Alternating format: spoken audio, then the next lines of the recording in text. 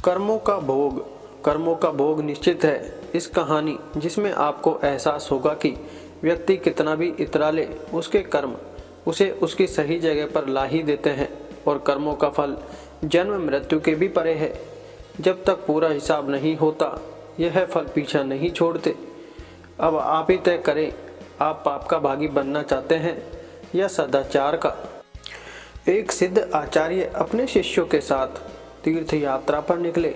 कुछ देर चलने के बाद वे थकान निकालने बीच घने जंगल में ही रुक गए। इतने में आचार्य को कुछ आवाजें सुनाई दी। ध्यान से सुनने पर आचार्य को समझ आया कि यह कुछ लोगों के रोने की आवाज है। उन्होंने शिष्यों को बोला, बालकों सुनो, ये आवाज कहाँ से आ रही है। तब शिष्य एक दूसरे का मुंह देखने लगे, क्योंकि उन्हें कोई आवाज सुनाई नहीं दे रही थी। फिर भी गुरु के आदेशानुसार उन्होंने थोड़ी दूरी पर आकर देखा। केवल आचार्य को एक गहरे अंधेरे कुएं से कुछ लोगों के रोने की आवाज सुनाई दे रही थी। आचार्य ने कुएं में झांक कर देखा तो उन्हें 5 लोग बहुत ही बुरी दशा में रोते हुए दिखाई दिए, लेकिन शिष्यों को न आवाज सुनाई दी और न ही कुछ दिखाई दिया। तब आचार्य ने उन 5 लोगों को मुस्कुराते हुए देखा और पूछा, भाई किन कर्मों का भोग रहे हो। तब वे 5 और जोर जोर से रुदन करने लगे। तब आचार्य ने शिष्यों को बताया, यहाँ 5 प्रेत आत्माएं हैं। यह सुनकर शिष्य डर गए। तब आचार्य बोले, बालकों डरो नहीं, तुम सभी इनसे ज़्यादा शक्तिमान हो, क्योंकि तुम सब कर्मों से महान हो और ये सभी आज अपनी पिछली करनी का भोग रहे हैं।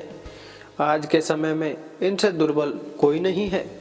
तब शिष्य ने पूछा, इन्होंने ऐसा क्या किया है। तब पहली आत्मा ने उत्तर दिया कि वह पिछले जन्म में ब्राह्मण था, भिक्षा मांगता था, लेकिन उस भिक्षा को भोग विलास में खर्च करता था। दूसरे ने उत्तर दिया, वह क्षत्रिय था और अपनी शक्ति का दुरुपयोग निर्बल असहाय गरीबों पर करता था। तीसरे ने उत्तर दिया कि वो बनिया था, बस खुद के फायदे की सोचता था और हमेशा मिलावट करके सामान बेचता था, जिस कारण कई लोग मारे गए। चौथे ने उत्तर दिया, वह क्षुद्र था, वह आलसी और जिम्मेदारी से भागता था, अपने माता पिता को पीटता था और दिन रात नशा करता था। 5वें ने उत्तर दिया, वह एक लेखक था, अश्लील कथाएं लिखता था, उसने समाज को वासना का पाठ सिखाया था। इस तरह वे सभी पापी अपने पापों को भोग रहे हैं। उन्होंने आचार्य से निवेदन किया, आप गुरु हैं, आप दुनिया वालों को समझाएं कि बुराई का रास्ता क्षण की खुशी देता है, लेकिन इसका दंड कई जन्मों तक अंधकार में भोगना पड़ता है।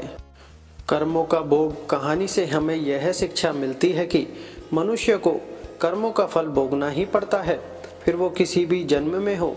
कहते हैं जिस तरह ईश्वर है वैसे ही भूत भी होते हैं, लेकिन वे जितने दुर्बल होते हैं उतना कोई नहीं, जितने कष्ट में वो होते हैं उतना कोई नहीं, वे अपनी करनी का भोग करते हैं।